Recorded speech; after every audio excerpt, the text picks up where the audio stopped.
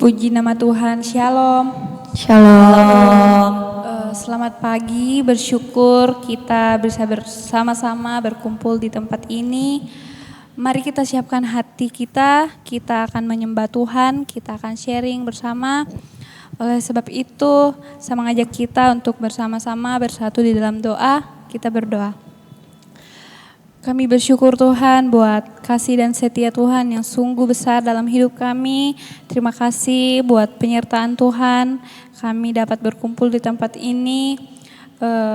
Tuhan tahu kerinduan kami rindu untuk menyembah dan memuji Tuhan. Biarlah Engkau hadir dalam ibadah kami di pagi hari ini Bapa, bertahtalah dalam setiap pujian dan penyembahan kami.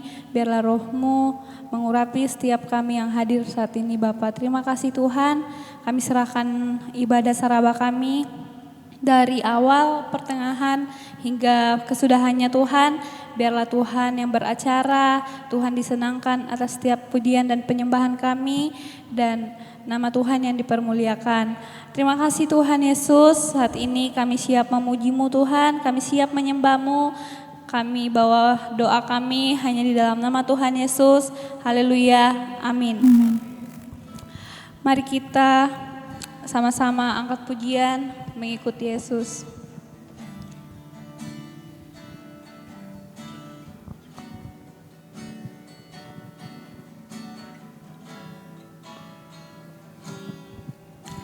Semua karena anugerah-Mu hari ini ada,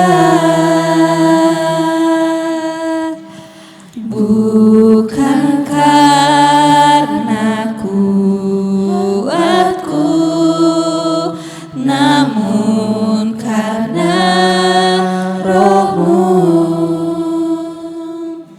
Ku bawa hatiku, penyembahanku, ku semakin berkurang, Yesus makin bertambah. Dari awal kita katakan pujian ini. Semua karena anugerah-Mu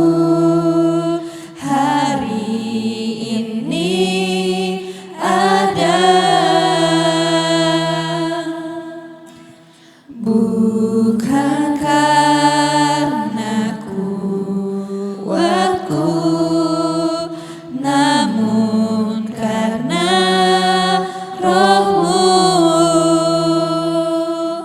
Ku bawa hatiku,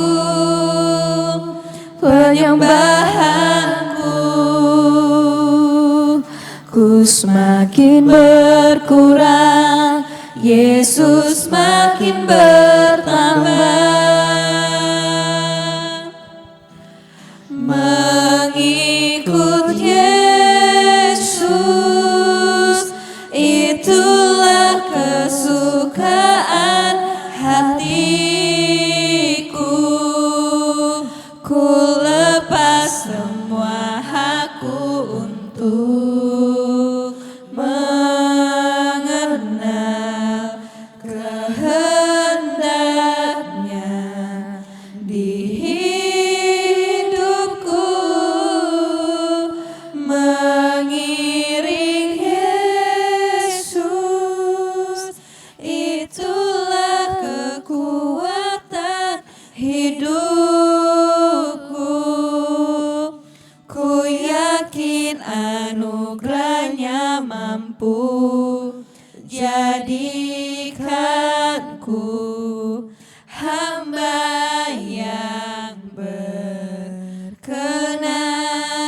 selalu. Mari dengan kerinduan hati kita angkat pujian ini dari awal. Semua karena anugerah-Mu hari ini ada, bukan karena kuatku,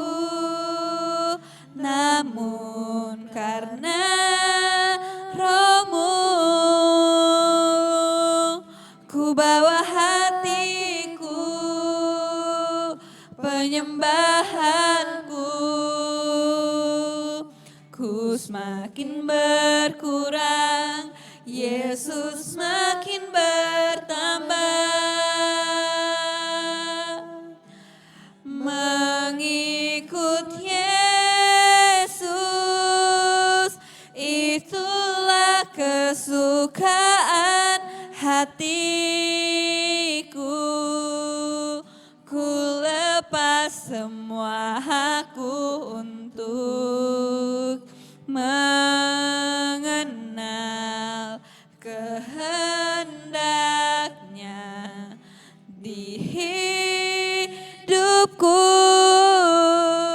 Mengiring Yesus, itulah kekuatan hidupku.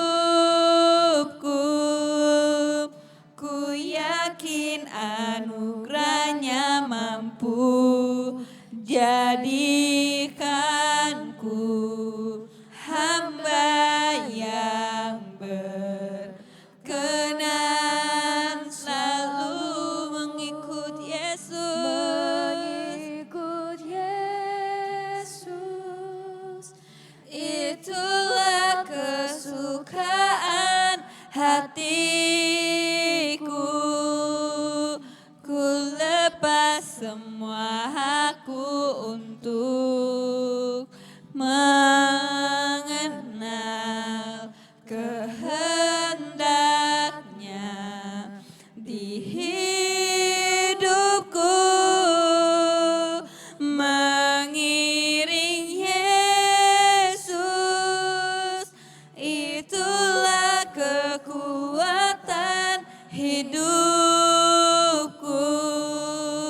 Ku yakin anugerahnya mampu jadikanku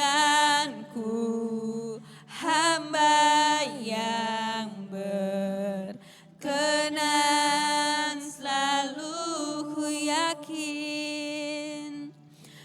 yakin anugerahnya mampu jadikanku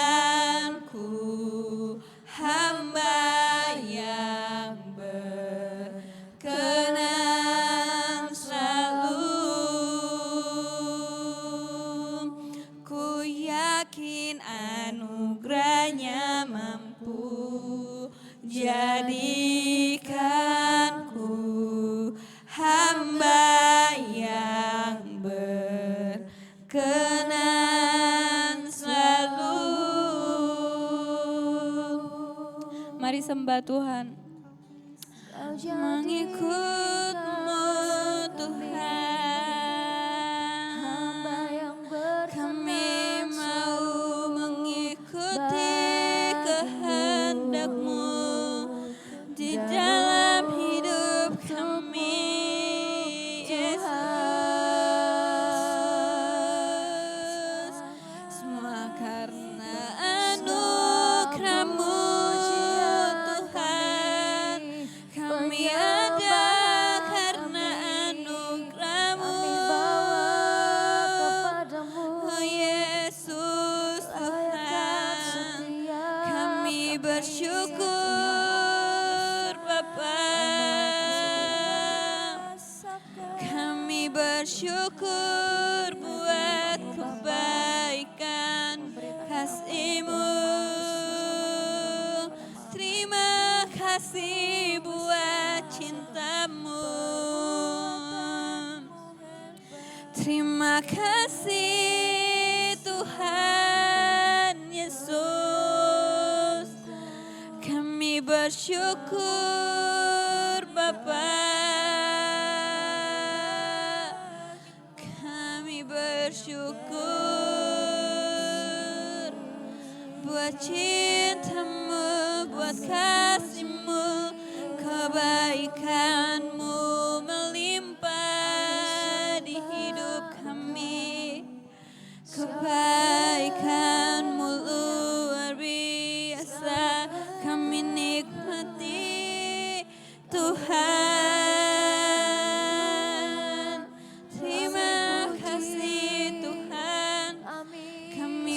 bersyukur Bapa. Kami bawa ungkapan syukur kami kepadamu Tuhan. Semua karena anugerah-Mu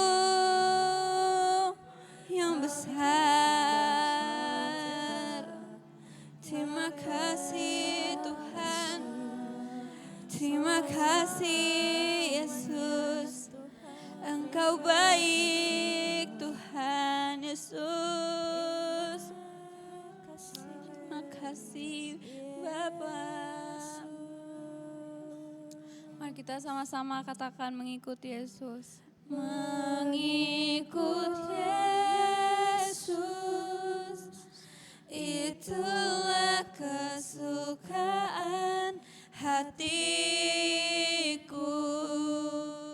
Ku lepas semua hakku untuk mengenal kehendaknya di hidupku. Mengiring Yesus, itulah kekuatan hidupku. Ku yakin anugerahnya mampu jadikanku hamba yang berkenan selalu. Ku yakin anugerahnya mampu jadikanku hamba yang berkenan selalu. Terima kasih Bapak yang baik. Kami yakin Tuhan hanya anugerah-Mu yang melayakan setiap kami. Pada pagi hari ini Bapak, kami mau belajar akan firman Tuhan, sharing bersama akan firman Tuhan. Engkau bawa hati kami menjadi hati yang siap dibaharui oleh firman Tuhan, menjadi hati yang subur untuk sama-sama mengerti apa yang Tuhan mau kami pelajari pada malam hari ini. Di dalam nama Tuhan Yesus yang siap belajar firman Tuhan, mari sama-sama kita katakan amin. Oke, selamat pagi semua. Oke, pada pagi hari ini kita sama-sama akan belajar. Ayatnya sudah dibagikan untuk kita semua mengenai perumpamaan tentang talenta. Jadi ini adalah perumpamaan yang ketiga mengenai Tuhan Yesus menggambarkan tentang hal kerajaan sorga. Dan kita buka sama-sama Matius 25 ayat 14 sampai 30.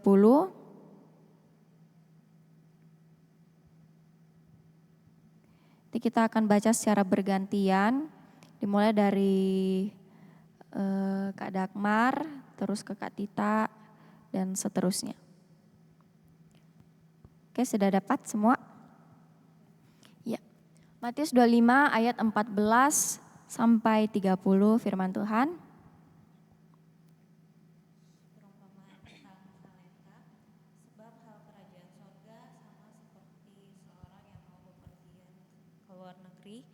Yang memanggil hamba-hambanya dan mempercayakan hartanya kepada mereka. Yang seorang diberikannya 5 talenta, yang seorang lagi 2, dan yang seorang lain lagi 1, masing-masing menurut kesanggupannya, lalu ia berangkat. Segera pergilah hamba yang menerima talenta itu. Ia menjalankan uang itu lalu beroleh laba 5 talenta.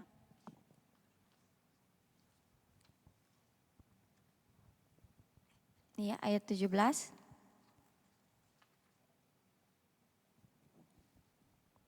Hambanya yang menerima 2 talenta itu pun berbuat demikian juga dan berlaba 2 talenta. Tetapi hamba yang menerima 1 talenta itu pergi dan menggali lubang di dalam tanah, lalu menyembunyikan uang tuannya. Lama sesudah itu pulanglah tuan hamba-hamba itu, lalu mengadakan perhitungan dengan mereka. Hamba yang menerima 5 talenta itu datang dan ia membawa laba 5 talenta. Katanya, Tuhan, 5 talenta Tuhan percayakan kepadaku. Lihat, aku telah beroleh laba 5 talenta. Maka kata tuannya itu kepadanya, baik sekali perbuatanmu itu, hai hambaku yang baik dan setia. Engkau telah setia dalam perkara kecil, aku akan memberikan kepadamu tanggung jawab dan perkara yang besar. Masuklah dan turutlah dalam kebahagiaan Tuanmu. Lalu datanglah hamba yang menerima 2 talenta itu, katanya, Tuan, 2 talenta Tuan percayakan kepadaku, lihatlah aku telah beroleh laba 2 talenta. Silakan Kak Dagmar. Maka kata tuannya itu kepadanya, baik sekali perbuatanmu itu, hai hambaku yang baik dan setia, dan engkau telah memikul tanggung jawab dalam perkara yang kecil. Aku akan memberikan kepadamu tanggung jawab dalam perkara yang besar. Masuklah dan turutlah dalam kebahagiaan Tuanmu. Kini datanglah juga hamba yang menerima 1 talenta itu dan berkata, Tuan, aku tahu bahwa Tuan adalah manusia yang kejam, yang menuai di tempat di mana Tuhan tidak menabur, dan yang memungut dari tempat di mana Tuhan tidak menanam. Karena itu aku takut dan pergi menyembunyikan talenta Tuhan itu di dalam tanah. Ini terimalah kepunyaan Tuhan. Maka jawab tuannya itu, hai kamu hamba yang jahat dan malas, jadi kamu sudah tahu bahwa aku menuai di tempat di mana aku tidak menabur dan memungut dari tempat di mana aku tidak menanam. Karena itu, sudahlah seharusnya uangku itu kau berikan kepada orang yang menjalankan uang, supaya sekembaliku aku menerimanya serta dengan bunganya. Sebab itu ambillah talenta itu daripadanya dan berikanlah kepada orang yang mempunyai 10 talenta itu. Karena setiap orang yang mempunyai, kepadanya akan diberi, sehingga ia berkelimpahan. Tetapi siapa yang tidak mempunyai, apapun juga yang ada padanya akan diambil daripadanya.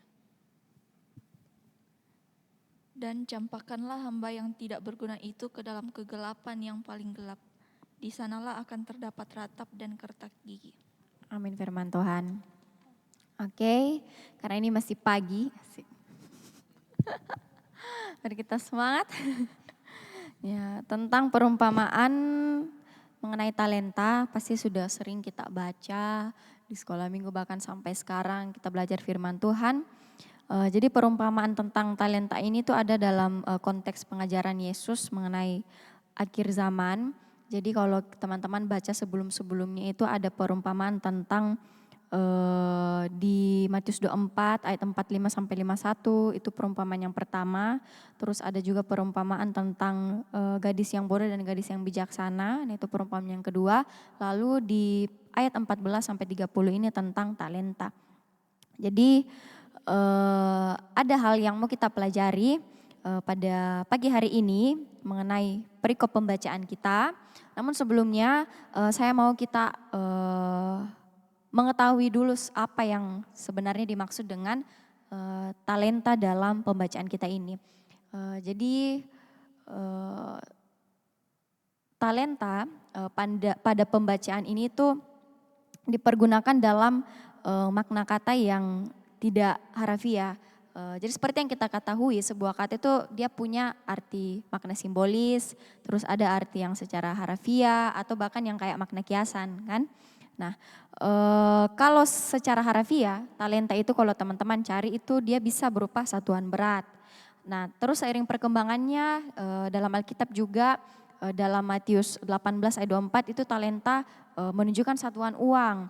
Nah tapi kalau dalam pembacaan ini ada satu tafsiran yang mengatakan bahwa kata talenta dipakai dalam perumpamaan ini itu ada makna yang ingin disampaikan, bukan arti harafiah yang kita mau ambil, tapi maknanya itu merujuk kepada segala sesuatu yang Tuhan berikan. Bakatkah, kemampuan, segala sesuatu yang Tuhan percayakan kepada orang percaya. Nah contohnya kesempatan bisa berupa apa yang Tuhan percayakan kepada kita. Waktu yang Tuhan beri, pendidikan, kesehatan. Nah jadi pada malam hari ini kita tidak hanya terpaku kepada bakat atau talenta, tapi bisa berupa kesehatan, pendidikan, apalagi dan lain sebagainya. Dan seringkali memang banyak dari kita yang tidak menyadari pemberian Tuhan itu. Banyak dari kita yang pemikirannya kita terbatas hanya kepada mungkin saja kelebihan yang bisa dilihat orang atau kemampuan yang bisa dilihat orang. Sedangkan seperti hal-hal seperti kesempatan ataupun kesehatan dan lain sebagainya itu kita tidak tangkap sebagai pemberian Tuhan, apa yang Tuhan percayakan kepada kita. Dan seringkali juga kita melihat mungkin contoh, banyak orang yang memiliki suara yang bagus. Nah, tetapi ada yang mau bernyanyi hanya di karaoke saja dan tidak mau membungakan talentanya itu atau menggunakan talentanya itu untuk kemuliaan nama Tuhan. Terus apalagi pandai bergaul. Banyak orang dikasih talenta, kemampuan untuk pandai bergaul dengan banyak orang. Dia kayak baru ketemu dengan orang baru saja, bicara sebentar itu sudah akrab. Itu salah satu talenta atau kemampuan yang Tuhan berikan. Tapi banyak orang yang justru memilih dan memakai kemampuannya ini untuk bergaul ke lingkungan yang salah dan tidak mencari komunitas yang tepat. Jadi mungkin itu pembukaan untuk kita semua dulu. Apa sebenarnya makna talenta, yang namanya perumpamaan, umpama. Jadi kita harus mengambil makna apa yang mau Tuhan sampaikan pada perumpamaan ini. Nah, saya yakin kita semua sudah membacanya,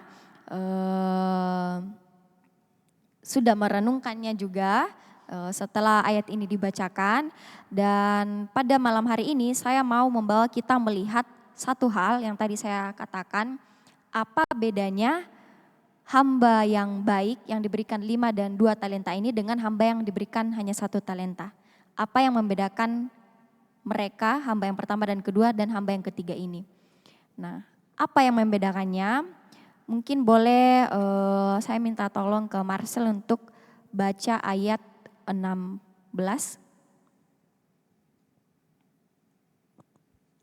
Ayat 16, segera pergilah hamba yang menerima 5 talenta itu. Ia menjalankan uang itu lalu beroleh laba 5 talenta. Oke. Segera pergilah hamba dan menjalankannya, apa yang diberikan kepadanya. Nah, pada malam hari ini kita akan membahas tentang ayat ini lebih dalam lagi. Kita akan bahas ke dalam 5 pertanyaan. Agree. 5 pertanyaan. Coba teman-teman perhatikan, boleh dibaca ulang mungkin dari ayat 14 sampai 30 atau memperhatikan baik-baik kembali di ayat 16. Atau mungkin ada hal lain yang Tuhan singkapkan ke teman-teman, boleh disampaikan. Jadi pertanyaan pertama yang saya mau tanyakan dan kita mau renungkan pada malam hari ini, apa yang membedakan sikap mereka, hamba yang pertama dan hamba yang kedua dengan hamba yang ketiga? Nah, itu ada di ayat 16 sampai 18. Kira-kira kalau teman-teman baca, apa sih yang membedakan hamba-hamba ini dari... Iya, Holly. Naliak kata tadi Holly. Silakan Holly. Terima kasih Kak Cerin. Kalau menurut saya bedanya satu. Ada suaranya, mic-nya? Cek. Nggak ada. Cek. Oke. Cek. Sudah. Menurut saya bedanya hamba 1, 2, dan 3 yang ayat 16 itu dibilang kalau yang 5 talenta itu dia pergi untuk menjalankan uang itu lalu beroleh laba 5 talenta. Selanjutnya yang kedua juga berarti dia sama, dia seperti hamba yang kelima, ada usaha, ada pergerakan lah. Sedangkan yang untuk yang hamba yang pertama, dia itu pergi tapi dia menggali lubang di dalam tanah lalu menyembunyikan uang tuan itu. Jadi bedanya yang satunya itu pergi untuk mengembangkan, sedangkan yang satunya dia pergi juga tapi untuk menanam. Untuk kayak dia gali, simpan di dalam tanah. Itu bedanya. Terima kasih. Oke, makasih Holly. Ya, jadi seperti yang dibilang Holly, hamba yang pertama dan yang kedua itu dia pergi untuk menjalankan. Ada usaha, ada inisiatif yang ia punya untuk mengembangkan apa yang Tuhannya percayakan. Sedangkan hamba yang ketiga ini, dia pergi memang, tapi dia justru tidak ada dedikasi untuk mengembangkan itu. Oke, ada lagi? Kira-kira ada lagi enggak? Ada satu hal yang mau kita pelajari dari ayat ini. Boleh perhatikan kata per kata. Silakan Marcel. Oke, jadi kalau dari ayat 16 sampai 18 ini, hal yang menurutku yang membedakan hamba yang dikasih 5 talenta, 2 talenta sama 1 talenta ini itu dari inisiatifnya orang ini. Yang dimana kelima orang ini tuh sudah dikasih modal sama Tuhan. Oke, Yaitu modal. 5 talenta, 2 talenta dan 1 talenta. Nah, yang membedakan antara 5 yang dikasih 5 dan yang 1 ini, yang dikasih 5 2 dan yang dikasih 1 ini itu, kalau yang dikasih 5 talenta dan 2 talenta ini, mereka ini orangnya tidak, ketika dikasih modal itu mereka tidak takut untuk mencoba, mereka tidak takut untuk gagal. Jadi ketika Tuhan kasih mereka modal, mereka mau berani untuk mengembangkan apa yang menjadi modal yang dikasih sama Tuhannya. Kemudian mereka tidak berpikir bahwa takut kerugian apa yang mereka akan dapatkan nanti, apakah kekurangan atau apa, tetapi mereka segera menjalankan apa yang menjadi tanggung jawab mereka ketika dikasih laba 5 talenta ini. Nah, bedanya dengan orang yang dikasih 1 talenta ini, dia sudah berpikir bahwa ketika dia dikasih modal itu, dia merasa bahwa dirinya kecil di antara orang-orang ini, yang kemudian merasa minder, insecure dengan apa yang dikasih dengan talentanya. Kemudian dengan hal tersebut dia pun takut dan akhirnya menimbun yang menjadi talentanya tersebut. Yang kemudian dia pun takut untuk mencoba karena dia sudah berpikir bahwa ketika dikasih modal itu dia akan gagal. Padahal dia belum mencoba apa yang modal yang sudah dikasih sama tuannya kepada orang yang 1 talenta ini. Itu. Terima kasih. Makasih Marcel. Iya, jadi memang terkadang kita melihat kita sendiri tidak melihat apa yang Tuhan percayakan bagi kita, dan kita melihat apa yang dimiliki orang lain, apa yang Tuhan taruh pada orang lain. Nah, itu yang kadang membuat ada rasa takut atau rasa enggan untuk mengembangkan apa yang Tuhan percayakan. Oke, jadi itu tadi yang disampaikan sama Marcel. Dari Kak Dagmar, kira-kira apakah yang membedakan hamba-hamba ini? Baik, yang membedakan hamba-hamba ini, yang pertama dan kedua itu mereka bertanggung jawab dengan apa yang telah diberikan. Kalau kita baca dari awal, dari ayat 14, di situ bagaimana yang mempercayakan, jadi tuannya itu dia memberikan talenta kepada hamba-hambanya. Nah, di situ dikatakan sebelum dia bepergian, dia memanggil hamba-hambanya dan mempercayakan hartanya kepada mereka. Kemudian di ayat 15 yang 15b, masing-masing menurut kesanggupannya. Berarti tuannya ini betul-betul mengenal. Jadi dia mengenal, jadi dia tahu kesanggupan A sekian, B sekian, C sekian. Tapi ternyata yang A dan B itu mereka bertanggung jawab mau melipat gandakan. Sedangkan yang C itu tidak, dia ternyata takut. Kita bisa lihat wujud takutnya itu dari ayat 18. Dia menyembunyikan. Biasa kita kalau takut kan suka sembunyi. Nah, jadi bahkan di ayat yang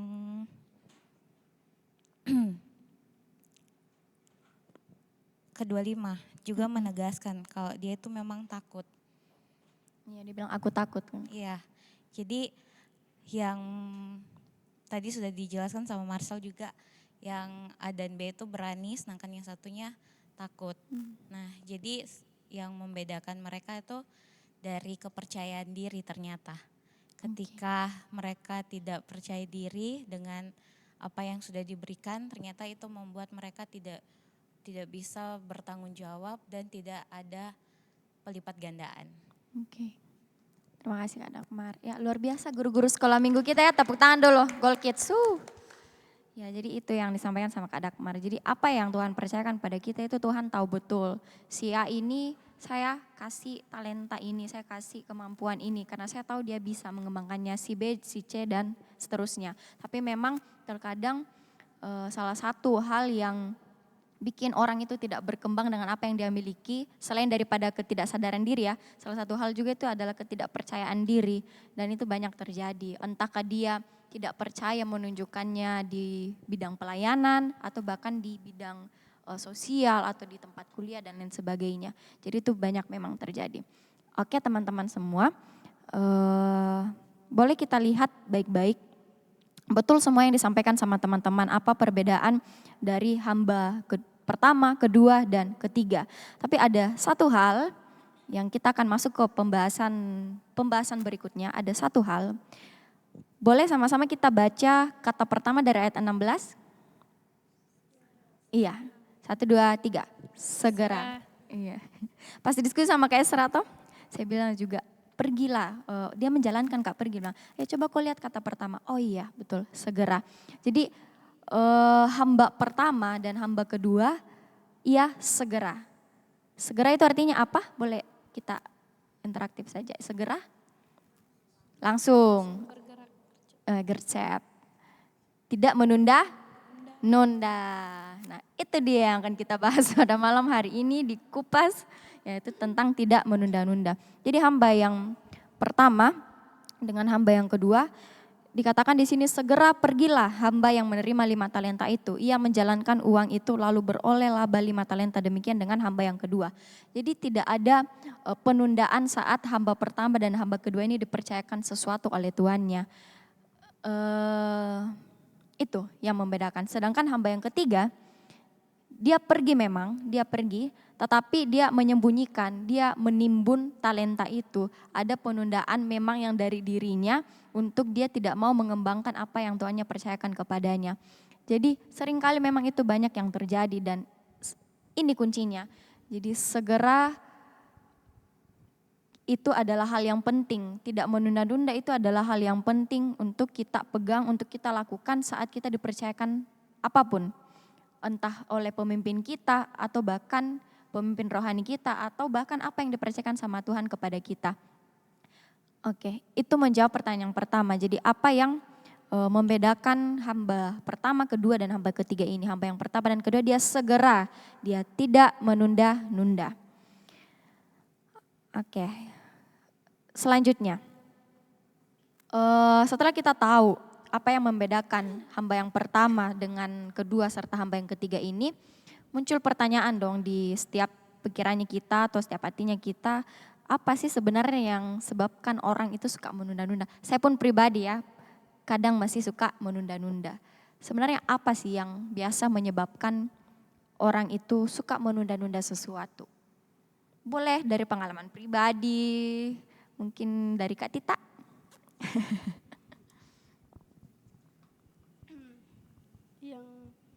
Kalau dari saya yang biasanya kayak kenapa biasa menunda-nunda apa yang sudah ditugaskan kepada kita. Yang pertama karena kayak kita insecure dengan teman-teman kita. Kayak dia bisa dan saya tidak bisa, kayak dia, dan kayak kita melihat orang lain, kehidupannya orang lain dan diri kita sendiri kita tidak lihat. Kayak maksudnya kayak kita terlalu fokus untuk melihat bagaimana orang lain bisa, tetapi kita sendiri tidak melihat diri kita sendiri untuk melakukan apa yang sudah ditugaskan kepada kita atau apa yang sudah kita kerjakan. Dan seringkali juga karena kita kayak kadang mager atau malas itu. Itu paling banyak ya, mager, malas. Jadi itu tadi seperti yang disampaikan sama Kak Tita, kembali kepada kita lebih melihat orang dan muncullah rasa insecure, rasa takut atau bahkan rasa malas. Kira-kira apa lagi? Apalagi yang bisa menyebabkan seseorang itu dia suka menunda-nunda melakukan sesuatu? Dari Jenny, silakan.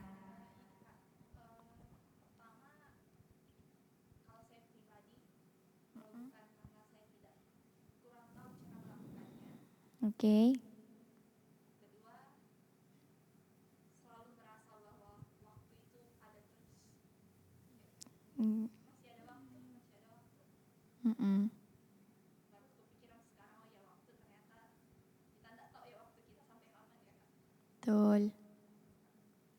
Oke, jadi karena kadang kita tidak tahu atau karena tidak tahu dan plus tidak ada lagi keinginan untuk mencari tahu, plus berpikir bahwa masih ada masih siang, masih sore, bisa nanti malam dan seterusnya. Itu banyak terjadi memang. Apalagi di tugas perkuliahan, teman-teman yang deadline-nya masih minggu depan, masih bisa dikerja Senin sampai.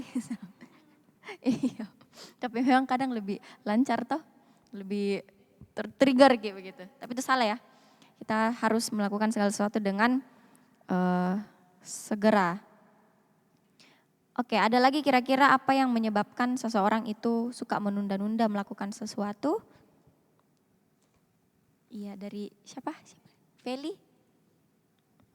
Iya.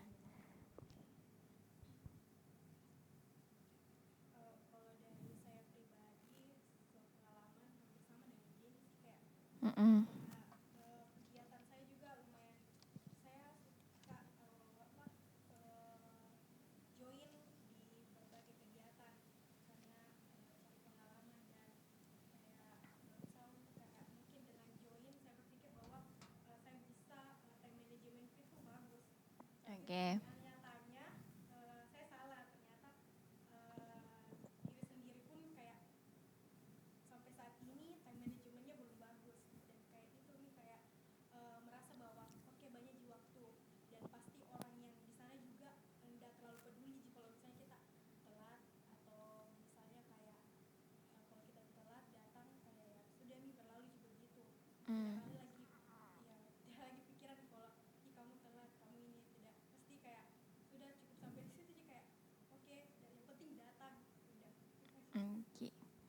Iya, time management. Kayak nanti baru kita kewalahan, baru kita sadar, tidak bagus, tapi ternyata time managementnya kita. Ya itu banyak memang terjadi juga. Oke, ada lagi kira-kira? Marcel? Apa biasa menyebabkan seseorang itu suka menunda-nunda? Kalau based on experience, iya. Asik. Iya, experience-ku karena kayak merasa Kak underestimate diriku sendiri. Kayak berpikir Kak, bisa jadi orang lain, kenapa harus saya begitu. Aduh. Jadi hal itu yang kemudian berpikir Kak untuk menunda pekerjaan, dan ketika tidak terjadi pekerjaan itu yang kemudian ya menyebabkan diriku sendiri rugi, yang padahal sebenarnya bisa saya kerjakan hari itu juga atau saat itu juga, tapi karena punya pikiran bahwa orang lain bisa kerja hal itu, tidak perlu saya, ya yang kemudian merugikan diriku sendiri. Itu kembali ke mindset masing-masing sih lagi untuk hal itu. Underestimate. Oke. Jadi memang terkadang kita kurang menangkap dan kurang memahami bahwa apapun yang Tuhan izinkan kita kerjakan atau apapun yang Tuhan percayakan di bidang apapun, pelayanan kah, kuliah kah, organisasi kah dan lain sebagainya, kalau itu dipercayakan kepada kita untuk kita kerjakan, berarti Tuhan tahu itu kita bisa dan itu memang diperuntukkan untuk kita. Ada kemuliaan Tuhan yang akan nampak saat kita mau menerima itu dan mengerjakannya, mengembangkannya dengan inisiatif dan ada tindakan langsung gitu. Dan ini juga yang paling sering banyak terjadi, kayak kita berpikir masih banyak waktu begitu, masih banyak waktu. Kalau memang itu bisa dikerjakan saat itu juga, kenapa tidak? Dan iya, kalau memang itu bisa dikerjakan saat itu juga, kenapa tidak? Kan? Itu kembali kepada itu, kalimat itu. Jadi banyak alasan yang membuat seseorang itu suka menunda-nunda sesuatu dan itu banyak terjadi saat-saat ini, sekarang ini. Dan saat membaca perikop ini tentang perumpamaan talenta ini, saya terkagum-kagum sekali sama Tuhan Yesus, firman Tuhan, betapa Tuhan bagaimana ia menggambarkan mengenai talenta ini tentang apa yang Tuhan percayakan kepada kita dan betul-betul memberikan gambaran tentang memang manusia di akhir zaman ini, tentang Tuhan memang tahu betul ya manusia itu seperti apa. Jadi diberikanlah gambaran seperti talenta ini yang kayak kadang kita tidak menangkap apa yang Tuhan percayakan, kita tidak mengambil kesempatan yang Tuhan percayakan dan kita menunda-nunda untuk mengerjakan apa yang Tuhan percayakan. Oke, masih ada lagi kira-kira yang mau menyampaikan kira-kira apa penyebab dari orang suka menunda-nunda melakukan sesuatu? Ada, ya saya kira banyaklah alasan-alasan dari diri kita masing-masing. Kalau saya sendiri, karena itu juga saya merasa masih ada banyak waktu dan kadang saya malas akhir-akhir ini terlalu banyak tidurku. Jadi kayak saya merasa malas dan saya masih berpikir kayak masih ada waktu begitu. Pertanyaan berikutnya yang kita akan bahas bersama-sama pada malam hari ini. Tadi juga disampaikan sama teman-teman, kira-kira apa yang menjadi penyebab orang suka menunda-nunda sesuatu atau tidak mengembangkan apa yang Tuhan percayakan. Tadi ada yang mengatakan takut, insecure, tidak percaya diri atau enggan keluar dari zona nyaman. Nah ini, enggan keluar dari zona nyaman. Lalu kita melangkah ke pertanyaan ketiga saat kita tahu ini. Di ayat 24 sampai 25, hamba yang ketiga itu kan bilang di ayat yang ke-25, saya baca dari 24 saja ya. Kini datanglah juga hamba yang menerima 1 talenta itu dan berkata, Tuhan, aku tahu bahwa Tuhan adalah manusia yang kejam yang menuai di tempat di mana Tuhan tidak menabur dan yang memungut dari tempat di mana Tuhan tidak menanam. Ia tidak kenal betul siapa tuannya ini. Dia melihat tuannya dari sudut pandang yang salah. Dan ayat ke-25 dia bilang di sini, karena itu aku takut dan pergi menyembunyikan talenta Tuhan itu di dalam tanah. Ini terimalah kepunyaan Tuhan. Nah, jadi dari ayat ini muncul lagi pertanyaan, kenapa seseorang itu dia kadang merasa takut atau enggan keluar dari zona nyamannya untuk mengembangkan apa yang Tuhan percayakan kepadanya. Sekali lagi saya ulang, kenapa sebenarnya seseorang itu dia merasa kadang enggan keluar dari zona nyamannya atau takut keluar dari zona nyamannya untuk mengembangkan apa yang Tuhan percayakan. Kira-kira kenapa? Dari Mei, silakan. Kalau dari saya pertanyaannya ini mungkin jawabannya itu karena tidak siap dengan tantangan yang mungkin akan dihadapi. Tidak siap dengan tantangan. Terus juga mager begitu. Begitu Kak. Tidak siap dengan tantangan. Oke, ada lagi? Dari siapa lagi, Di? Siapa? Oh ya, Feli. Oh, tunggu Taci ya. Next Taci.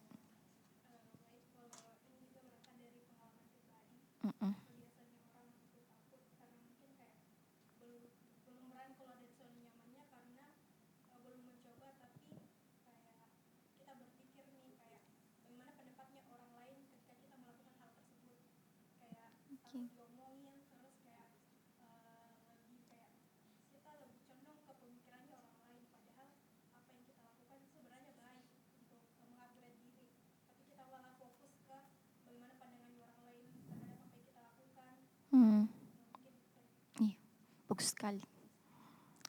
Dia kasih ingat lagi saya tentang diri saya yang dulu ya. Iya betul Feli. Jadi kayak pertama tadi Mei bilang tidak siap dengan tantangan. Terus Feli bilang kadang orang itu dia enggan keluar dari zona nyamannya karena dia sudah berpikir ini tanggapannya orang-orang nanti toh saat dia mencoba bagaimana. Apakah baguskah atau justru dia semakin dikritik oleh orang-orang sehingga belum mencoba pun dia sudah berpikir tentang tanggapannya orang ke dirinya. Oke, ada lagi kira-kira berdasarkan pengalaman pribadi boleh? Kak Dagmar?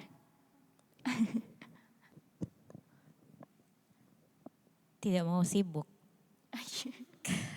Iya betul. Sebenarnya tidak mau sibuk karena enak kan, zona nyaman kan berarti comfort zone. Jadi ya nyaman. Tapi padahal kalau kita lihat kembali, zona nyaman itu berarti musuhnya pertumbuhan. Karena ketika kita tidak mau keluar dari zona nyaman, berarti kan kita mau diam. Ketika kita diam berarti tidak ada inisiatif. Dari situ berarti kita jadi orang yang malas. Sama kayak si perumpamaan ini, hamba yang tidak melipat gandakan. Dari situ kan takut, tidak ada inisiatif. Karena memang dia dari dari awal dari kalau kita baca lagi di situ dia saja tidak mengenal tuannya. Padahal tuannya sendiri mengenal mereka, makanya sampai dikasih talenta itu sesuai kesanggupan. Gitu. Oke. Iya, betul yang disampaikan sama Kak Dagmar. Jadi tidak mau sibuk, tidak mau sibuk, tidak mau disibukkan oleh sesuatu, oleh apapun. Kalau kita lihat pembacaan ini dalam konteksnya kenapa disampaikan perumpamaan ini, itu tentang hal kerajaan surga. Perumpamaan yang pertama di Matius 24 ayat 45 sampai 51 itu tentang kedatangan sang Tuhan yang lebih cepat daripada yang disangka. Terus kalau perumpamaan yang gadis yang bodoh dan gadis yang bijaksana ini, sang mempelainya terlambat dan itu membuat gadis-gadis yang bodoh itu juga terlambat. Dan sedangkan di perumpamaan yang tentang talenta ini justru kita mau diajarkan mempersiapkan diri sebelum waktu itu datang. Digambarkan tentang talenta, hamba yang diberikan talenta.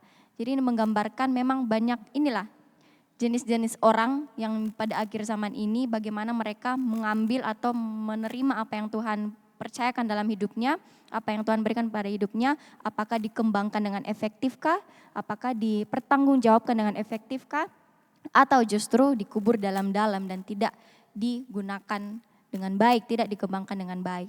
Jadi kalau masih ada di antara kita orang-orang percaya yang prinsip hidupnya itu tidak mau sibuk. Memang segala sesuatu itu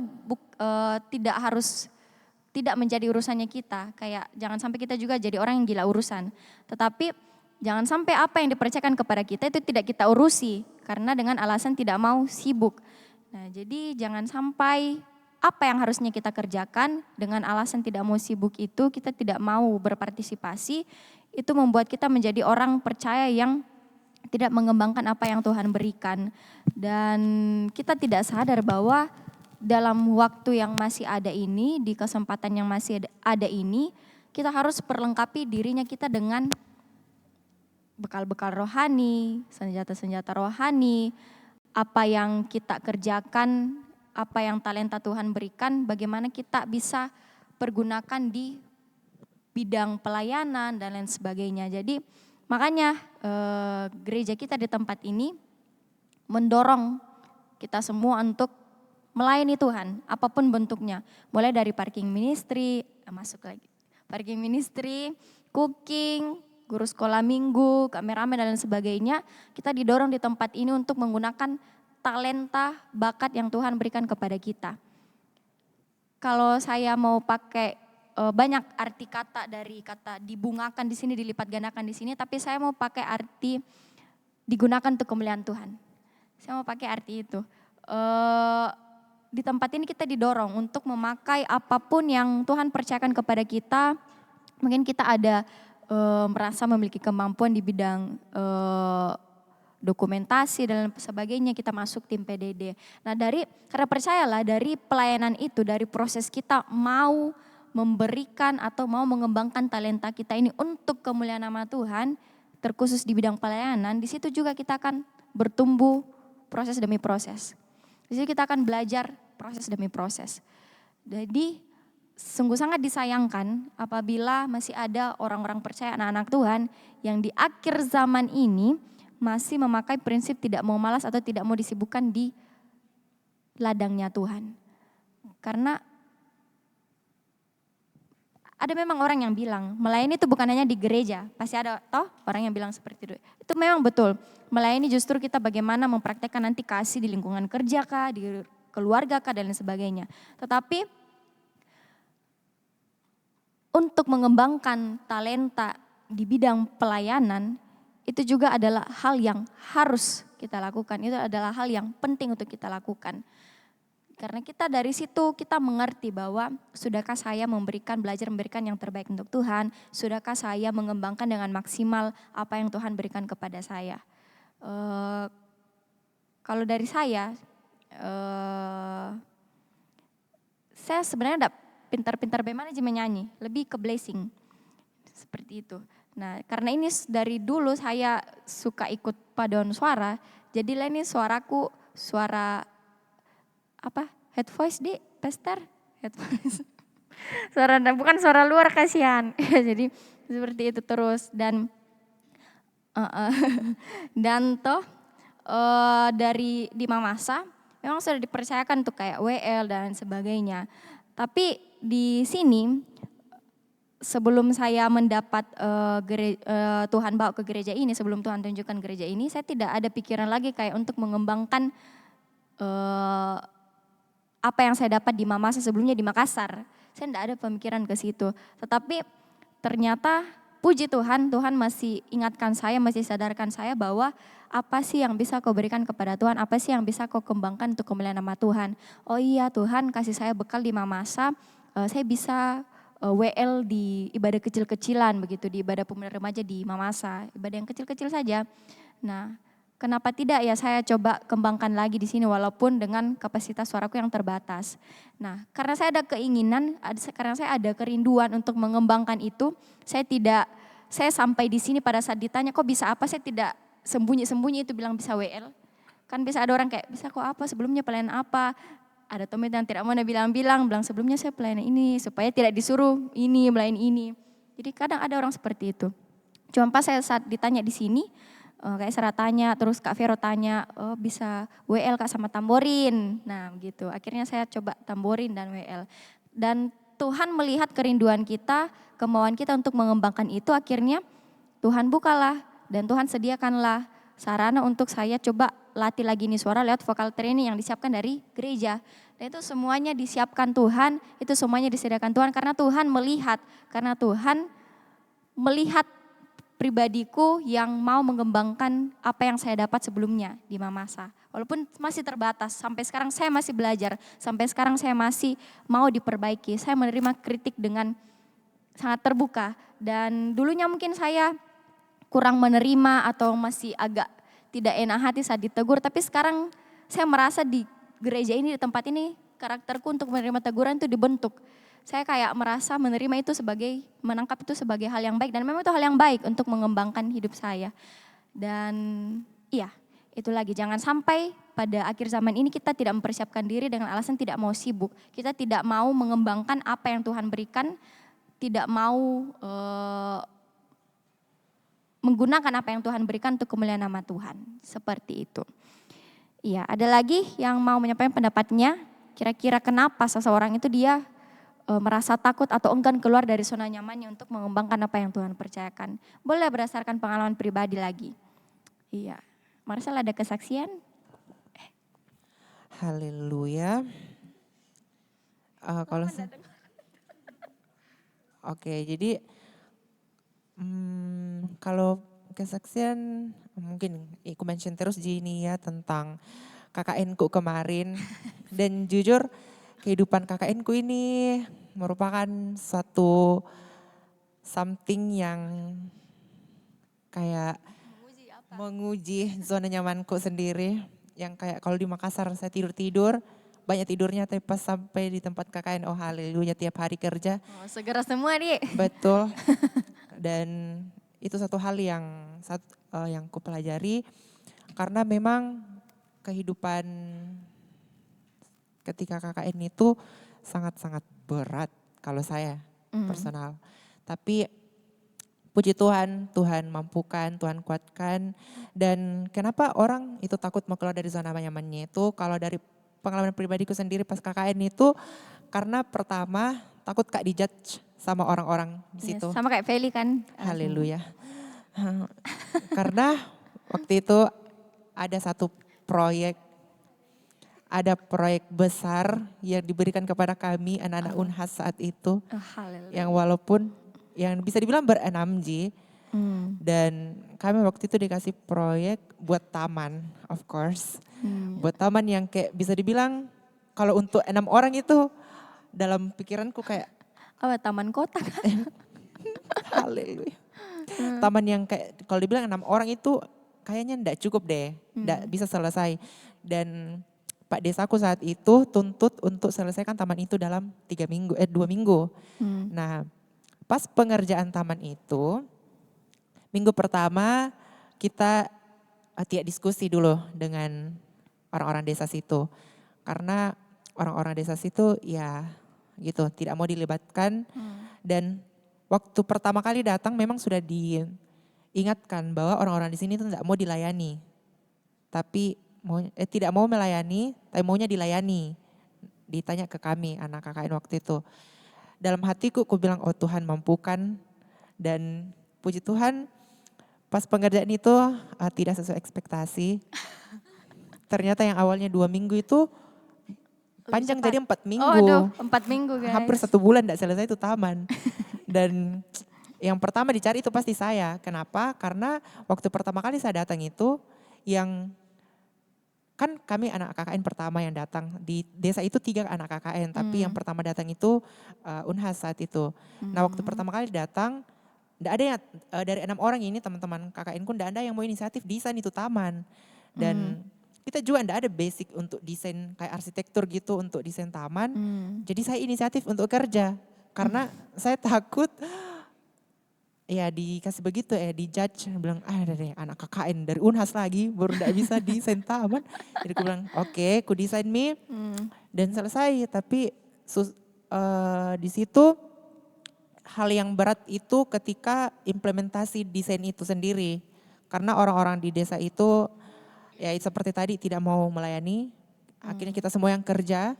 Dan yang kalau kulihat teman-temanku yang lain kehidupan KKN-nya itu bangun jam 9, jam 10, kita bangun jam 6 sudah di taman bekerja setiap hari.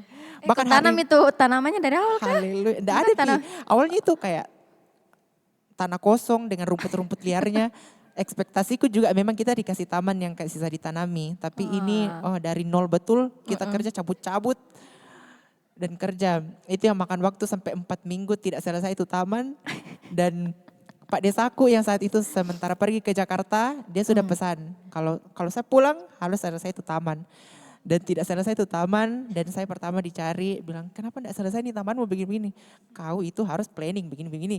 Langsung aku bilang iya Pak sudah planning, tapi memang orang-orang sini susah untuk dikasih tahu idenya kita. Dan mereka juga orang-orang yang punya ide sendiri. Jadi ketika pas implementasi desain itu, bunyi lagi satu dari sana, bunyi lagi dari sini. Jadi banyak ide-ide baru yang kemudian saya pun juga stres. Karena banyak ide-ide baru yang kemudian taman itu tidak selesai. Tapi puji Tuhan, kulawan. Saya keluar dari zona nyamanku yang ketika di Makassar cuma bisa tidur-tidur, cuma bisa kayak bangun jam 8, jam 8, jam 9. Ketika di sana itu setiap hari bangun jam 6, langsung di taman kerja. Bahkan hari Minggu pun, dan itu pun buat Kak sakit hati sebenarnya iya. Apa yang buat kok saat itu memutuskan untuk harus kok keluar? Karena dari zona nyamanmu. Kayak ada satu tanggung jawab begitu yang harus kukerjakan. Sudah Kak ambil di tanggung jawab, jadi harus Kak jalankan. Ini konsekuensi dari tanggung jawabku itu. Harus keluar dari zona nyamanku, harus bisa menyelesaikan taman itu. Karena memang dari awal kita sudah ambil dan berarti kita mampu dong kalau kita ambil. Yes, kita mampu. Jadi kita ambil kepercayaan itu. Dan puji Tuhan, pas pulang kemarin itu taman selesai, saya pun menangis karena karena tidak expect kalau ada matanya Marcel di taman. Tidak expect kalau taman itu selesai karena jujur ketika pengerjaan taman itu tidak hurt my feelings lah begitu. Kayak there's something gitu yang menyudutkan diriku. Tapi itu lagi yang kayak Kak Cerin tadi bilang, kita punya persenjataan Allah yaitu kasih. Dan itu yang kuterapkan selama KKN, kasih. Kalaupun tidak kuterapkan itu, mau Kak juga marah sebenarnya bisa Ji. Tapi karena ada kasih itu, aku turunkan egoku, saya datang di desanya orang, haleluya. Saya datang di desanya orang, mengabdi, dan setidaknya dalam pikiranku tuh, waktu kerja terutama setidaknya punya Kak kontribusi untuk ini desa, ada hal yang bisa ku tinggalkan dan bisa diingat namaku di sini, haleluya. Dan puji Tuhan, itu yang mengajarkanku untuk keluar dari zona nyamanku dan belajar untuk mengambil tanggung jawab lebih besar dari yang bisa dibilang ini bukan zonaku, zona nyamanku, tapi ketika ambil kepercayaan itu berani keluar dari zona nyaman, berani mengerjakan hal itu. Dan puji Tuhan, taman itu selesai, sangat-sangat indah dari ekspektasiku dan ya seperti itu. Haleluya. Iya. Luar biasa sekali kesaksian Marcel dan tamannya ya. Iya. Jadi seperti yang disampaikan sama Marcel tadi, apa yang membuat dia saat itu memutuskan untuk keluar dari zona nyamannya karena Marcel sadar bahwa ini adalah hal yang dipertanggungjawabkan, dipercayakan kepadanya dan itu harus dipertanggungjawabkan. Nah, jadi seringkali yang membuat orang dia enggan keluar dari zona nyamannya, orang itu tidak sadar bahwa ia harus mempertanggungjawabkan hal yang dipercayakan kepadanya, begitu. Karena segala sesuatu yang dipercayakan kepada kita sesuai dengan kemampuan kita masing-masing, sesuai dengan Tuhan tahu bahwa kita bisa melakukan hal itu. Tuhan tahu bahwa kita bisa mengembangkannya bahkan lebih lagi tentang apa yang Tuhan percayakan itu. Jadi seperti hamba yang pertama dengan hamba yang kedua yang tahu tuannya, kita coba pahami bahwa mari seperti hamba yang pertama dan kedua yang beriman, yang percaya kepada tuannya, karena kita adalah orang-orang yang beriman, orang yang percaya. Jadi kita apapun yang Tuhan percayakan itu kita harus pertanggungjawabkan. Dan setiap orang itu punya kebebasan. Nah, jadi tadi Marcel juga punya kebebasan kan untuk mau tetap malas-malas, tidak selesaikan di taman. Dan setiap orang punya kebebasan untuk mengembangkan talenta atau apa yang Tuhan sudah percayakan dalam hidupnya. Tetapi sebagai orang percaya, sebagai orang beriman, kita harus mengambil langkah untuk mempertanggungjawabkan itu dengan tidak menunda-nunda atau tidak stuck di zona nyamannya kita. Jadi kita harus mempergunakan waktu yang ada dengan segera melakukan. Oke teman-teman semua, masih ada lagi yang mau menyampaikan tentang hal ini. Jadi apa yang biasa buat orang itu dia enggan keluar dari zona nyaman atau dia merasa takut untuk mengembangkan apa yang Tuhan percayakan. Oke, saya kira itu tadi dari Marcel, Kak Dagmar sama teman-teman yang lainnya itu membukakan kepada kita apa yang biasa menjadi penyebab orang enggan keluar dari zona nyaman. Lalu melangkah ke pembahasan berikutnya pada malam hari ini. Saya mau ajak teman-teman untuk lihat ayat 26. Kita ke ayat 26, tadi kita dari ayat 24, 25, sekarang ayat 26. Di ayat 26 itu dikatakan, maka jawab tuannya itu, hai kamu hamba yang jahat dan malas. Jadi kamu sudah tahu bahwa aku menuai di tempat di mana aku tidak menabur dan memungut dari tempat di mana aku tidak menanam. Malas. Tadi Kak Dagmar juga sampaikan bahwa malas adalah salah satu hal yang menyebabkan orang seringkali suka menunda-nunda, betul kan Kak? Betul sekali. Nah jadi kalau dari ayat ini kita baca mengapa sifat pasif atau tidak melakukan sesuatu, malas, serta menunda-nunda itu dianggap sama seterusnya dengan kejahatan. Pada ayat ini dikatakan jahat dan malas. Ini menggambarkan sebuah kesetaraan, sesuatu yang setara. Kenapa Tuhan ini mengatakan perilaku hambanya yang tidak mau mengembangkan talenta, pasif, malas, menunda-nunda itu adalah sesuatu yang jahat di mata Tuannya. Kenapa? Kalau kita lihat lagi ya teman-teman, hamba yang ketiga itu dia tidak mencuri kan?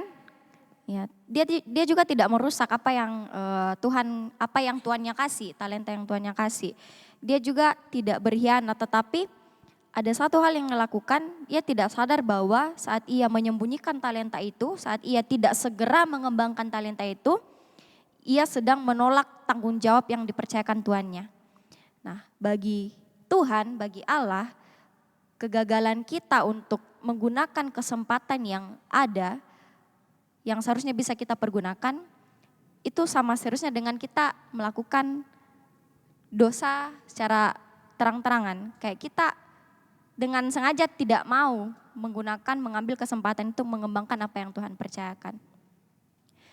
Seperti itu. Kira-kira ada yang mau disampaikan dari ayat ini? Pastor Peter, silakan Kak.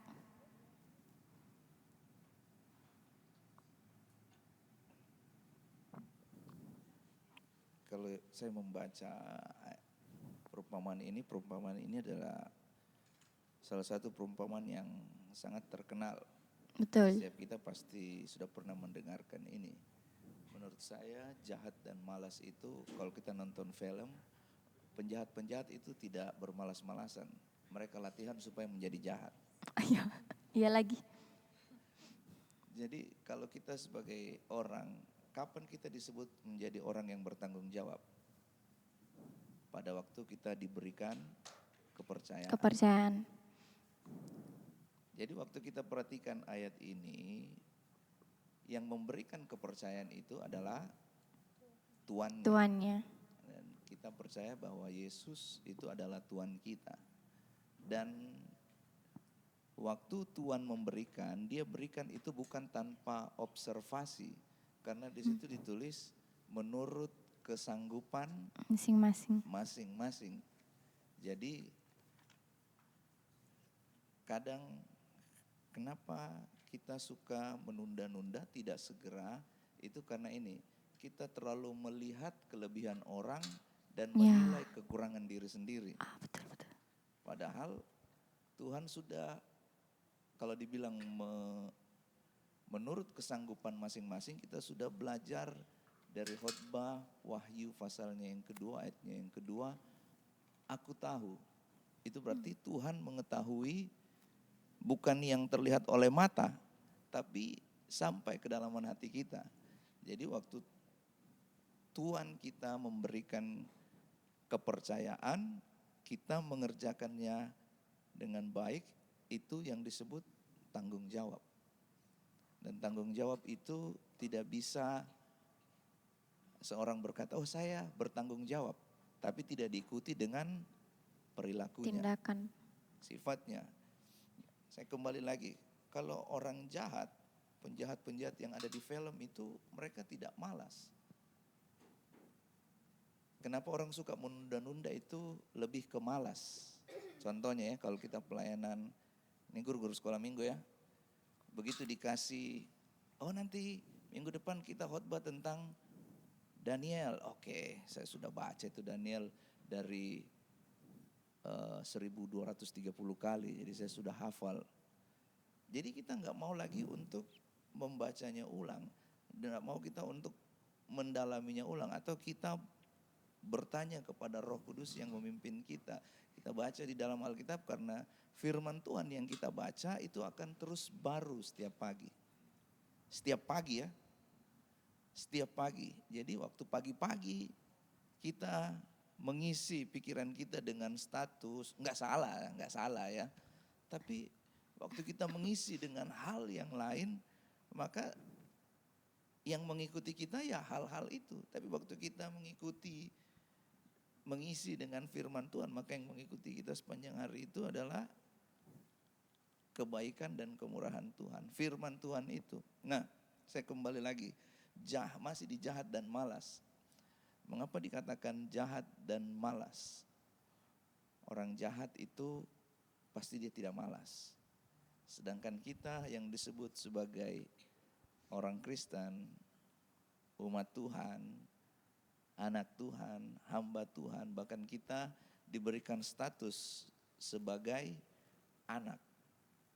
Tapi begitu dikasih kepercayaan di misalnya nih, di pekerjaan orang yang bekerja, tapi dia mengerjakannya datangnya terlambat, waktu deadline-nya lewat, panjang, seperti tadi yang Marcel ceritakan, dia harus keluar dari zona nyamannya. Jadi jahat dan malas itu, dia disebut jahat itu karena ini, keengganannya, kemalasannya.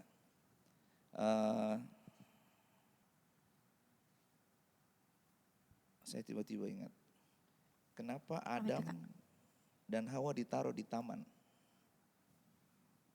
Bukan ditaruh di hutan. Ada yang punya jawaban? Hanya bertanya saja. Salah dan benar itu kita tetap tertulis di dalam kitab kehidupan selama kita hidup dalam Tuhan. Karena tadi Marcel bilang cerita taman. Tiba-tiba ingat, iya ya. ini ada kaitannya dengan tanggung jawab. Hmm. Karena taman itu rapi. Hmm. Hutan itu ada identik dengan liar. Liar. Pikiran kita ini akan jadi taman yang indah kalau kita memperhatikan apa yang boleh masuk. Kalau Alkitab tulis, Allah memerintahkan kepada Adam untuk memelihara dan mengusahakan taman itu. Jadi waktu dia memelihara dan mengusahakannya, mengerjakannya dengan baik, disitulah Allah melihat tanggung jawab Adam. Sekarang saya kembali di sini. Jadi kenapa dia disebut jahat dan malas? Karena dia tidak memelihara dan mengusahakan. Kepercayaan yang sudah dikasih, ya ini jangan terjebak ya. Satu kali saya dengar ada yang berkhotbah. Jadi waktu kita tidak mengembangkan talenta kita, perbuatan kita, yaitu kan menyangkut perbuatan, maka kita tidak akan masuk dalam kebahagiaan, dalam surga. Itu keliru, itu salah. Pemahaman yang salah. Karena keselamatan, masuklah dalam kebahagiaan Tuhan. Bicara tentang keselamatan, nggak ada sangkut pautnya dengan perbuatan. Perbuatan manusia tidak ada sangkut pautnya dengan keselamatan. Tetapi ini, pada waktu kita memelihara dan mengusahakan, yang akan menerima hasilnya itu kita sendiri. Contoh, pada waktu Dagmar kerja, dia kerja dengan baik, dia memelihara dan mengusahakan, siapa yang terima hasilnya, buahnya? Dagmar sendiri. Saya sebagai pemain musik atau siapa ya, penyanyi, mengembangkan dan mengusahakannya dengan baik, dia akan lebih dipercayakan. Jadi ini sebenarnya untuk hari Minggu tapi saya terspil. Ya. Jadi ini, kenapa kita dipercayakan?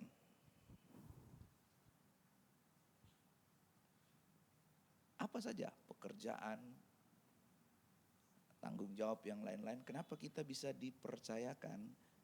Ingat ini baik-baik, bukan karena kita sempurna, tapi karena kita belajar untuk tanggung jawab. Waktu kita segera melakukan, bisa salah atau tidak? Bisa. Tapi waktu kita berani, Tuhan perhitungkan hal itu. Waktu kita berani melangkah, nanti kamu coba bantu pelayanan di bidang parking ministry, saya nggak bisa. Ya kecuali kamu perempuan, nggak bisa, itu kan nggak cocok gitu. Tapi kalau dia memang angkat berat, perempuan tapi dia angkat berat ya, why not? Jadi pada waktu kita dikasih dan kita segera mengerjakannya, bisa salah atau enggak? Bisa. Tapi pada waktu kita berani untuk melangkah, mengerjakan, Tuhan pasti perhitungkan. Amin. Lihat hamba yang 5 dan 2 talenta. Hamba yang 1 ini, menurut saya dia disebut jahat karena itu. Dia tidak memelihara dan mengusahakan. Padahal yang kasih itu tuannya. Tuannya kasih. Kalau kita baca di ayat yang ke-14 atau 15 ya. Menurut kesanggupan masing-masing. Dari mana Tuhan lihat kesanggupannya? Pasti dia perhatikan, oh ini Marcel. Lihat observasi. Dia rajin, kalau pagi-pagi jam 6 dia sudah di taman. Berarti dia tahu, oh Marcel berarti dikasih 5. Ini Peter ini jam 9 dia belum bangun, kasih 1 saja dia. Lihat dia punya perkembangan. Jadi mengapa dia jahat? Ya karena dia sendiri yang tidak mengusahakannya. Itu sih. Tan. Ya. Terima kasih Pastor. Jadi betul yang disampaikan sama Pastor tadi, kenapa perbuatan hamba ketiga ini disebut jahat, karena lebih kepada dia tidak mengusahakan, dia tidak bertanggung jawab atas apa yang dipercayakan sama tuannya. Dan ya tadi yang Pastor bilang yang kayak jangan sampai kita punya pemahaman yang salah, kayak asumsi yang salah kalau hamba pertama dan kedua ini mereka masuk ikut kebahagiaan tuannya. karena mereka mengusahakan mengembangkan apa yang Tuhannya berikan kepadanya. Jadi kayak jangan sampai kita berpikir, oh karena perbuatan baik berbicara tentang masuk kerajaan surga. Tidak, jadi itu pemahaman yang salah semata-mata karena anugerah daripada Tuhan, semata-mata karena karya keselamatan Tuhan Yesus yang dikerjakan bagi setiap kita. Jadi kalau ada sesuatu yang kita kembangkan, ada sesuatu yang kita usahakan, itu Tuhan percayakan. Ya, shalom Dev. Silakan duduk. Oke. Goal Kids. Ya. Jadi kalau ada sesuatu yang kita kembangkan, ada sesuatu yang kita usahakan, itu mendatangkan kebaikan untuk kita. Tuhan tahu bahwa itu berguna untuk kehidupan kita, membangun kehidupan kita. Dan memang ada sesuatu yang Tuhan lihat dari hidup kita bahwa oh anak ini dia mempertanggungjawabkan apa yang saya percayakan. Tuhan senang, Tuhan bangga melihat kita saat kita seperti itu. Terima kasih banyak Pastor. Lalu berhubung ini tentang teman-teman dari Goal Kids, guru-guru sekolah minggu. Pertanyaan terakhir kita mau coba bahas ke contoh yang biasanya terjadi kalau kita melihat hamba yang pertama dan kedua ini, hamba yang dikatakan baik dan setia ini, dan tidak suka menunda-nunda. Kalau kita bawa ke kehidupan pelayanan, misalnya dari teman-teman guru sekolah minggu, Goal Kids, kira-kira apa sebenarnya yang seharusnya teman-teman itu harus lakukan setelah teman-teman pelajari firman Tuhan ini dengan apapun yang Tuhan percayakan, kita harus segera melakukannya, tidak menunda-nunda, karena itu adalah bentuk pertanggungjawaban kita. Kira-kira ada yang mau sharing dari siapa? Kak Dagmar. Yang terjadi Kak di pelayanan Kakak. Baik, kalau dari saya, ketika dikasih jadwal pelayanan sekolah minggu, itu yang tidak bisa saya tunda itu adalah saya harus baca materinya. Kemudian saya pikirkan, ini kreativitas apa yang bisa saya berikan ke mereka. Karena saya pegang di kelas kecil, jadi saya berpikir apa yang saya bisa kasih kreativitas yang berhubungan dengan firman Tuhan itu. Karena untuk kelas kecil itu mereka tingkat fokus mereka itu masih tidak seperti orang dewasa yang 1 jam bisa fokus mendengarkan firman. Tapi mereka itu ya 15 menitan gitu. Jadi bagaimana kita memberikan aktivitas yang tetap berhubungan dengan firman Tuhan dan tetap bisa tersimpan di alam bawah sadarnya mereka tentang firman Tuhan itu. Jadi itu harus dipikirkan. Jadi sebenarnya kalau menurut saya lebih susah mempersiapkan diri membawa materi ke anak kecil daripada ke orang dewasa karena kosakata itu sangat terbatas.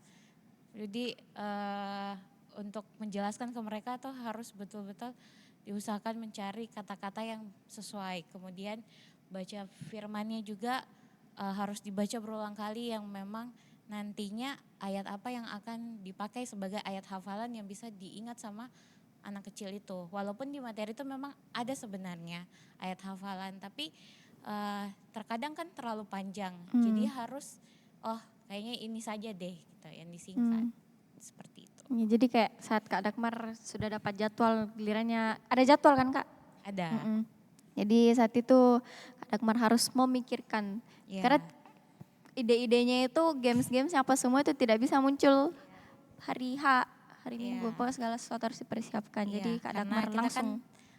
Tidak percaya diri baik, tapi terlalu percaya diri juga tidak baik. Jadi harus benar-benar menggunakan waktu dengan baik, dipikirkan untuk mempersiapkan apa yang akan diberikan kepada anak-anak. Kadang karena kita mikirnya nanti deh hari Minggu gitu. Tapi sebenarnya kalau kita sadar kita mau bertanggung jawab dengan hal yang sudah diberikan, seharusnya kita juga terus belajar juga mengasah diri kita, skillnya kita, karena kita mengajarkan seperti firman Tuhan bilang kan mengajarkan secara berulang-ulang. Jadi apalagi anak-anak kita harus memberikan contoh yang baik kepada mereka. Oke, tepuk tangan. Ya, jadi padahal Kak Dagmar juga ini kan bekerja kan.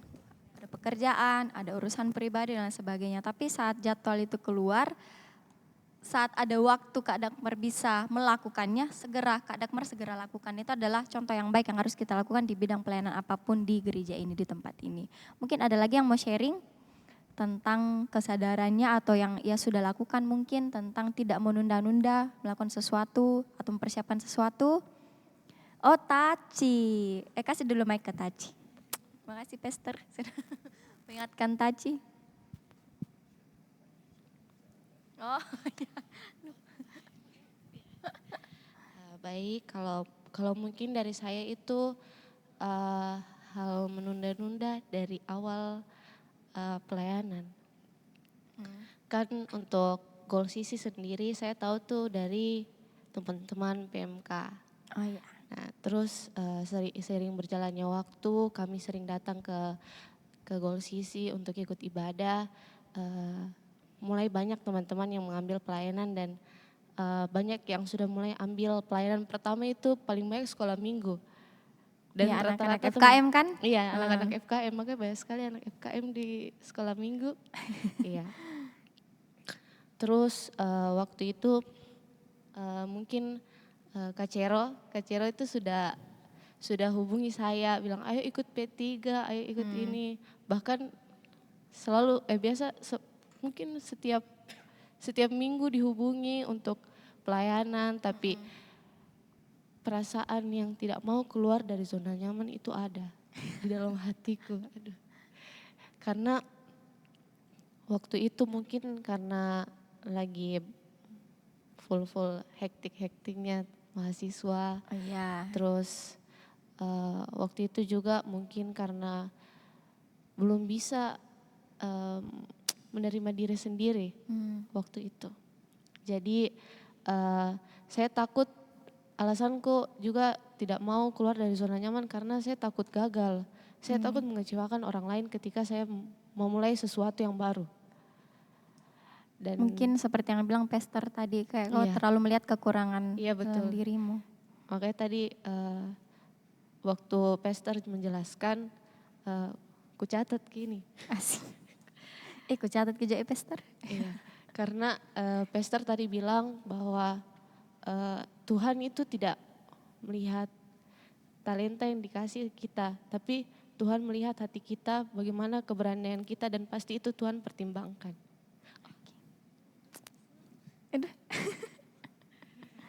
Iya. Terus kalau selama pokoknya itu berdasarkan pengalaman yang tadi, di situ saya juga belajar kalau misalnya memang ketika kita berani melangkah, pasti tuh Tuhan akan bukakan kita jalan-jalan yang lain. Kayak misalnya mungkin sebelum ini saya kayak misalnya bermain gitar, kayak sekedar tahu Tapi ketika datang ke sini, Pastor lihat, Kak Sandi lihat, terus Kak Ezra juga lihat saya bisa main gitar, tuh semakin dikembangkan, diajar bagaimana dasar-dasarnya. Terus di sekolah minggu juga saya belajar kalau misalnya bagaimana caranya kita bisa menyikapi orang-orang di sekitar kita, apalagi di sini kan anak-anak, terus kita juga di guru-guru sekolah minggu kan kita punya karakter yang berbeda, dan bagaimana caranya kita menyampaikan apa yang jadi bahan ajaran ke anak-anak itu kan berbeda-beda. Ada yang mungkin teman-teman yang bisa menyampaikan sefrekuensi dengan anak-anak, kayak misalnya kan generasi apa sekarang?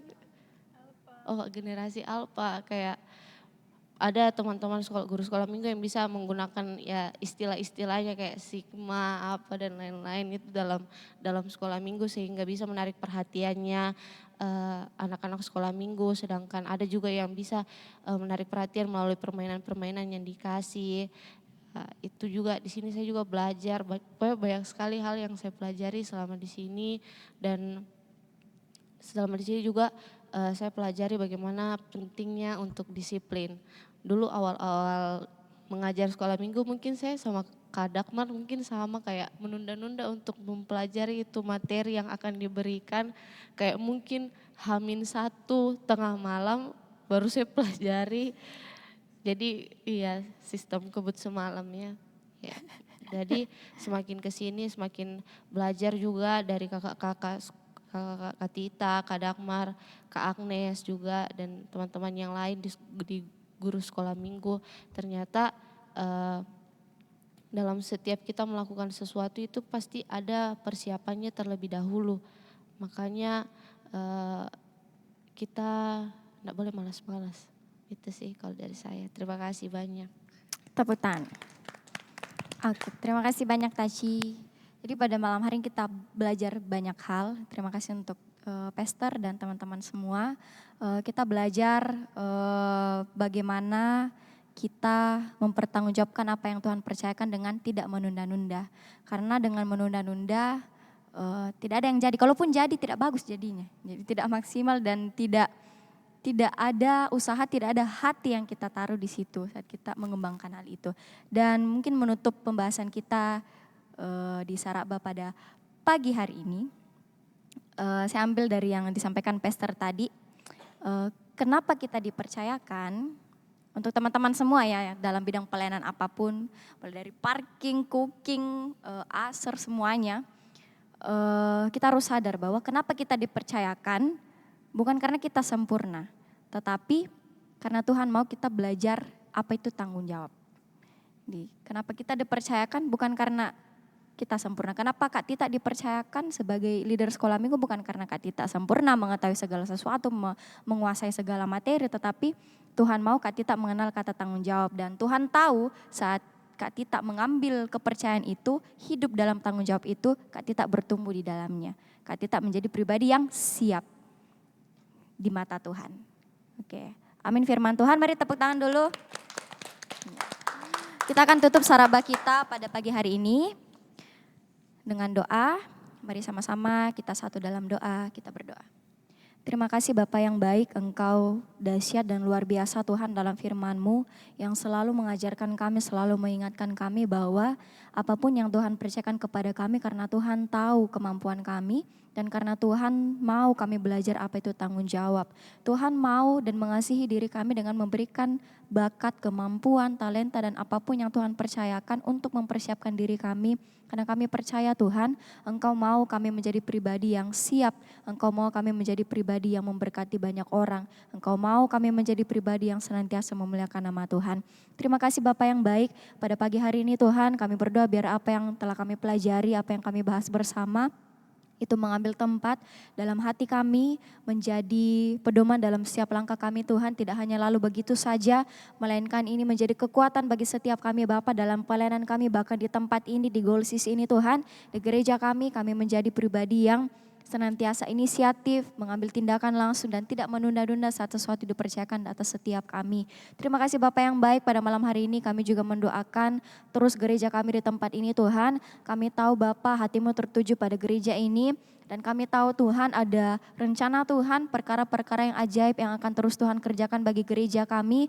Oleh karena itu Tuhan, jadikan kami pribadi yang dengan rela hati, dengan siap hati Tuhan, dengan kerendahan hati untuk selalu menggunakan apa yang Tuhan percayakan kepada kami untuk menjangkau jiwa bagi kemuliaan nama Tuhan.